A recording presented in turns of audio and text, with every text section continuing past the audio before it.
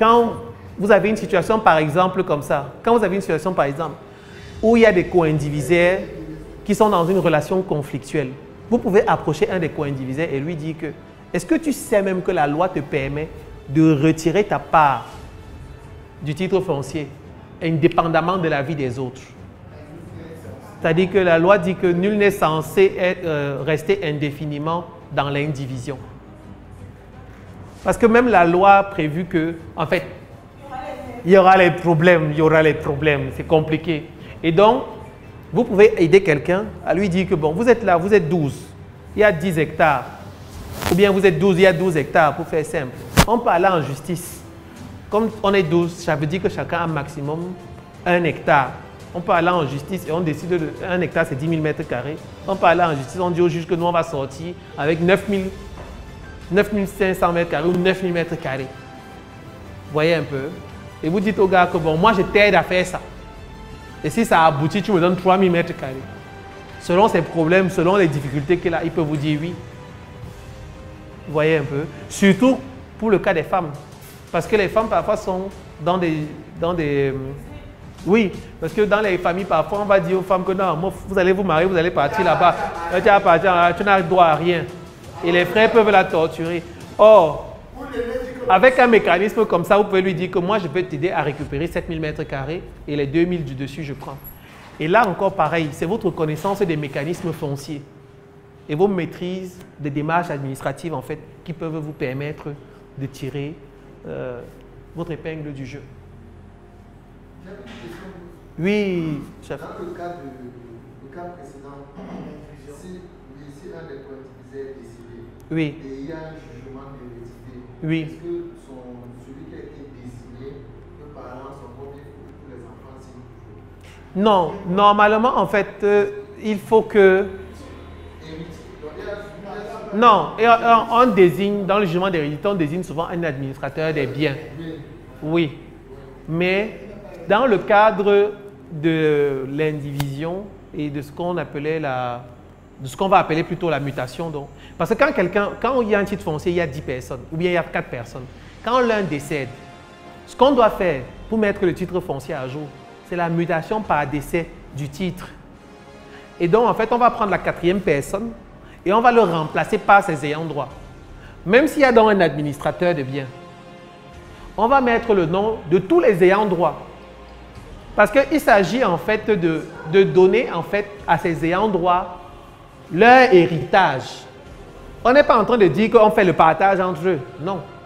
Mais on dit que monsieur X, qui a eu 3 enfants, avec 2000 mètres carrés ici, les 2000 mètres carrés reviennent à ces 3 enfants. Comment ils vont faire le partage entre eux? Comment ils vont décider de gérer entre eux? Ça, c'est d'abord leur problème. Mais d'abord, on les met dans le titre à la place de monsieur X. On se comprend? S'ils sont dans le titre, il faudra qu'ils signent. De toute façon, s'ils ne sont pas dans le titre, même l'administrateur n'est pas dans le titre. Et c'est là où on va avoir un cas tout à l'heure où on va parler de l'intérêt de créer une société civile immobilière. Et où on va voir que si vous êtes intéressé par l'immobilier, et comme on a dit au début, gérer, c'est prévoir. Si vous commencez à vous intéresser à l'immobilier, il faudra rapidement également envisager l'opportunité de créer une société civile immobilière. Parce que ça va faciliter les mécanismes de transfert de vos biens, soit de votre vivant, soit même vers vos héritiers. Et ça va vous permettre de rédiger en fait, dans le cas des statuts de la société, les mécanismes de gestion de votre patrimoine foncier. C'est-à-dire que dans le cadre d'une société, vous pouvez par exemple dire que les associés peuvent prendre les décisions à la majorité qualifiée des 2 tiers, je dis n'importe quoi. C'est-à-dire que si vous êtes 4, il faut que 3 au moins soient d'accord. De sorte qu'une personne ne puisse pas bloquer tout le monde. Ça, vous pouvez le dire dans le cadre d'une société. Mais si vous n'avez pas fait une société et qui est propriétaire des biens immobiliers, mais que c'est que chaque titre, il y a les noms de tous les enfants. Une seule personne peut dire que non, on ne va rien vendre.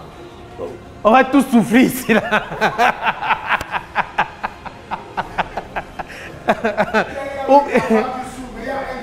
Il y a un les moyens qui a les moyens. Il dit que bon, quand vous avez dit que ce n'est pas moi le successeur, N'est-ce pas, vous avez dit que ce n'est pas moi le successeur. Ok, on ne vend pas. Ça va rester comme ça. Pire. Il peut même mettre une situation où même si vous aviez laissé des locataires, il interdit que les locataires versent les loyers. Il dit qu'on va verser sur un compte séquestre parce que la succession n'est pas encore clairement définie. Il y a un litige vraiment, tel n'est pas qualifié pour recevoir l'argent. Oui. C'est pour ça que c'est important de s'intéresser à la question immobilière. Vous êtes-vous déjà posé la question d'investir dans le secteur immobilier? Si oui, cette vidéo va vous intéresser. Sinon, vous devez absolument regarder la vidéo. Le secteur de l'immobilier au Cameroun représente une ligne d'opportunité. Cameroun est un pays de l'Afrique centrale avec une population d'environ 25 millions d'habitants. Selon Africa Report 2020, le Cameroun présente un taux de croissance pour son produit intérieur brut de l'ordre de 4%. Le secteur de l'immobilier est très dynamique, très croissant et selon les statistiques gouvernementales, présente un déficit de 2,5 millions de logements. Et l'État ne prévoit en construire que 1000 par an sur les prochaines années. En plus de ça, selon le cabinet londonien Knight Frank, qui est spécialisé dans le domaine immobilier, l'offre locative professionnelle, c'est-à-dire destinée soit pour les besoins industriels, soit pour les besoins des professionnels, présente un très fort potentiel au Cameroun du fait de la pauvreté de l'offre existante. Ces secteurs donnent des taux de rendement pouvant atteindre 15% annuels dans le secteur. C'est donc, comme je le disais précédemment, une mine d'opportunités pour les investisseurs. L'ambition de la structure que je souhaite vous présenter aujourd'hui, SCI-ST Immobiliare, est de permettre à ses partenaires et à ses clients de bénéficier de cette opportunité. SCI-ST Immobiliare, c'est une entreprise que nous avons créée, mes associés et moi, en 2018 et qui, en 3 ans, présente déjà un chiffre d'affaires de 135 millions. L'ambition et la vision, comme notre slogan l'indique, à SCI-ST Immobiliare, c'est de permettre à nos clients de bâtir leur patrimoine, c'est-à-dire apporter de la valeur à nos interlocuteurs en leur permettant de réaliser des actions économiques qui vont leur permettre de générer des revenus passifs. Un revenu passif, c'est un revenu que vous pouvez obtenir sans faire d'efforts. Il vous suffit de faire un investissement et de bénéficier de ce revenu durant des années, pourquoi pas durant toute votre vie. Donc aujourd'hui, je fais partie de l'équipe SCI-ST Immobiliare. C'est une équipe qui est composée de juristes, de comptables, d'informaticiens. Je suis moi-même Charlie Nana, diplômé d'un Master 2 en méthode informatique appliquée à la gestion des entreprises que j'ai obtenu à l'Université de Lyon. Et depuis 2008, je travaille dans le domaine de l'informatique, principalement au Cameroun. J'ai rejoint le groupe ICCNet en qualité de responsable des projets. Et au bout de 4 ans, je suis passé directeur général de la filiale du groupe ICCNet qui est spécialisée dans l'édition et l'intégration de solutions informatiques. En 2012, j'ai relevé le défi de faire multiplier le chiffre d'affaires de l'entreprise par 2. Et 3 ans plus tard, en 2015, j'ai créé avec des associés une entreprise qui est spécialisée dans les bâtiments, les travaux publics, les marchés publics, qui s'appelle Nacha Service et qui réalise aujourd'hui un chiffre d'affaires moyen supérieur à 100 millions. Et en 2018, nous avons, avec d'autres partenaires, lancé la société civile immobilière ST Immobiliare. Et comme je vous le disais d'entrée de jeu, c'est une entreprise qui aujourd'hui réalise déjà 135 millions de chiffre d'affaires par an et qui possède dans son actif aujourd'hui plus de 40 000 m² de terrain dans la périphérie de Yaoundé et qui possède dans la zone urbaine, c'est-à-dire des quartiers comme Gousso, Omnisport, pour ceux qui connaissent Yaoundé, plus de 2000 m². À côté de ça, nous avons dans la zone que je qualifie d'hypercentre des terrains d'un ordre superficiel d'à peu près 1600 m². Et notre philosophie à Immobiliare, c'est de créer autour des actifs que nous possédons des projets qui permettent à ceux qui veulent bien nous rejoindre en fait de créer de la valeur. Pour faire simple, nous avons des terrains, par exemple dans une zone à fort potentiel comme Bastos, que nous avons peut-être acquis à 60 millions. Nous essayons d'expliquer à nos partenaires qu'il est plus pertinent pour quelqu'un qui dispose de 30 millions de s'associer à nous, de construire une villa à Bastos, de partager les revenus. Pour le cas d'espèce, par exemple, si nous avons un terrain qui vaut 60 millions et que vous apportez 30 millions, la construction de cette villa pourrait rapporter, par exemple, un revenu locatif de 700 à 800 000 dans une zone comme Bastos. Si vous aviez fait le choix inverse, qui est de dire de prendre vos 30 millions, d'investir, acheter le terrain, construire, vous serez confronté certainement à un ensemble de difficultés parce que ce n'est pas votre métier, vous n'en avez pas le temps. Et certainement, le revenu que vous pourriez en tirer mensuellement serait de 100 000. Alors, est-ce qu'il n'est pas plus intéressant pour vous de profiter d'un revenu de 30%, de 700 000, qui va représenter quelque chose comme 210 000, au lieu de faire un investissement seul, sans la maîtrise de l'environnement camerounais, et de bénéficier uniquement de 100 000 de revenus, dans le meilleur des cas. Parce qu'avec un budget de 30 millions, vous pourrez acquérir un terrain dans la périphérie ou alors dans un quartier tel que Etouguébé, où le potentiel locatif serait faible. C'est là la philosophie, c'est là la vision et c'est ça ST Immobiliare. Notre ambition, c'est de devenir, au-delà d'une simple société civile immobilière, un atout dans le portefeuille financier de nos équipes et de nos partenaires. Nous voulons être votre valeur ajoutée, nous voulons vous permettre en fait de développer vos revenus passifs.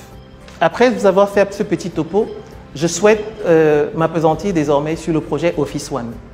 Office One, c'est un projet d'investissement locatif qui consiste en la construction d'un bâtiment R+2 à usage de bureau.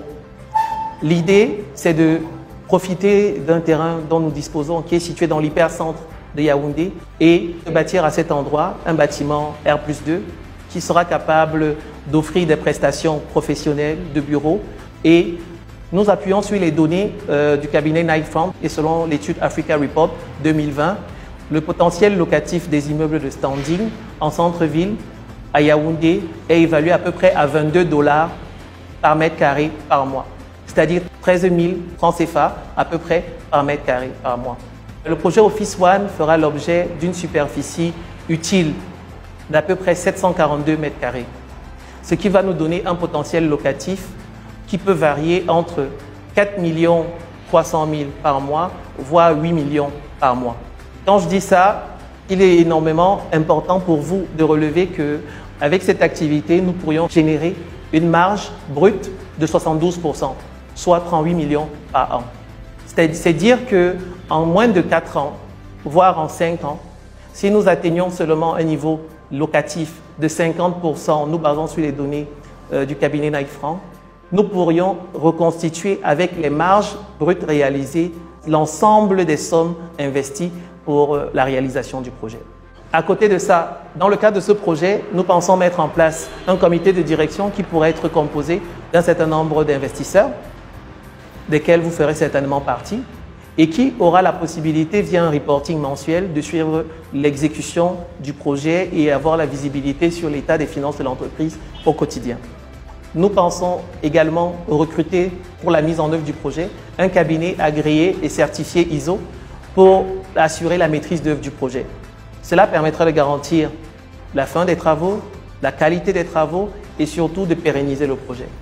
Et comme j'aime le rappeler, contrairement à tous les projets classiques qui peuvent être des projets de restaurant, des projets de transport, véhicules, un investissement immobilier ne se déprécie pas. Mais investir dans l'immobilier, ça ne se résume pas à acheter un terrain dans la périphérie et attendre que ça prenne de la valeur. Ça, c'est de l'épargne. Et ce que moi, je vous propose aujourd'hui, c'est de devenir investisseur immobilier. C'est-à-dire réaliser une acquisition de parts dans une structure qui va vous permettre de générer des revenus de manière régulière, et ce, pour la durée de toute une vie, et dans le même temps, bénéficier également de la valeur que ce bien prendra sur la durée. N'hésitez pas à nous contacter pour obtenir plus d'informations sur les numéros qui s'affichent. Nous nous ferons un plaisir de vous donner plus de détails et de consulter le lien qu'il y a dans la description qui vous permettra d'accéder à des informations plus détaillées. Merci.